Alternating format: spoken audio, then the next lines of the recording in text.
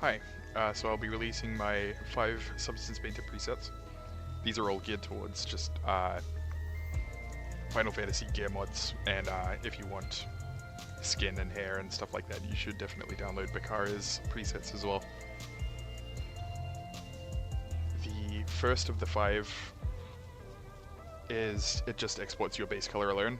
I use this to generate masks and stuff for color setting, or if you can see, this edgeware was done with base color to generate a mask. So if I were to export this and then plug it back into Substance, the black would be masked out where the white would be affected by whatever I need it to be affected by. So this is very useful for your general texturing workflow. The second of the 5 presets exports your documents. So mixed ambient occlusion, that'll be ambient occlusion from whatever layers you have plus the high poly bake, and it's the same for the normal map. I find that my high poly bakes are kind of shit because I suck, so I need to modify them in Photoshop or GIMP and then plug them back into Substance. The last 3, this is set up for the legacy shader, so it's normal, multi, and index set up the way they were in Endwalker and prior. Unfortunately, you can't avoid using an index channel now, index texture, sorry. But the presets will be bundled with a smart material that makes color setting super easy, but it's also super powerful if you know what you're doing. And I'll cover that soon. The last 2 are just standard gear shader, but one of them exports with diffuse and specular. I think for the most part you should be using normal mask index, and all the channels are just set up to export exactly what you need where you need it. So sort of minimal effort. So the last thing I wanted to handle with this tutorial was how to use the color setting material. If you search FFXIV, you'll see the color setting material in your smart materials. And pretty much to sum it up, how it works is you have the index texture, the red channel handles designation of rows and stuff, and the green channel handles blending between those 2 rows. So to use it, the first step is just swapping to the texture set settings, going to channels and adding user 1 and 2. They won't be there by default, so you have to click this little plus button and then user channels, and then they'll be right there. You'll have to do this on every texture set that you want to use the color set for. So on this a drop down box, you'd want to do the red channel first. So you swap to user 1. You can see mine's already set up, but I'll go over how to do that. So for the denim, I wanted to just have row 16A handle this stuff. So you click on the mask and then polygon fill here, and then UV chunk fill will fill out islands as you click on them. And you can repeat this for putting the leather patch on 13, the button on 12, and I missed the denim loops. And it's sort of as straightforward as that. You can see I've got stitching also set up to be their own pair of rows.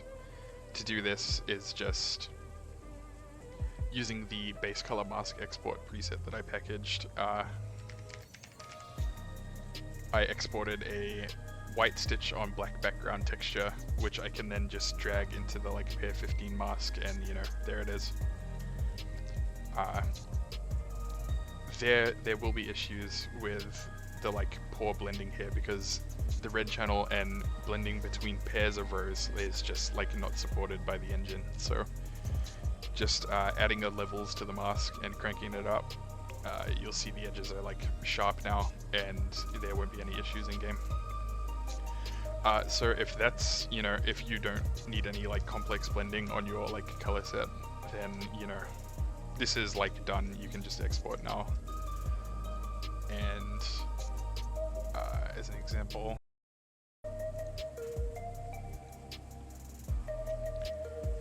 So yeah, as you can see here, it's exported an index with all the different rows. You've got the like stitching and the fraying mask, and you know, that's perfectly usable in game. You can just use the rows like this. So with the red channel out of the way, I wanted to go over the green channel. This is where all the blending is done. So this is set up on user tier. There are a couple subfolders. The first is sub row A. This is just like a framework folder, assigning everything to row A by default, and you don't need to like mess with this.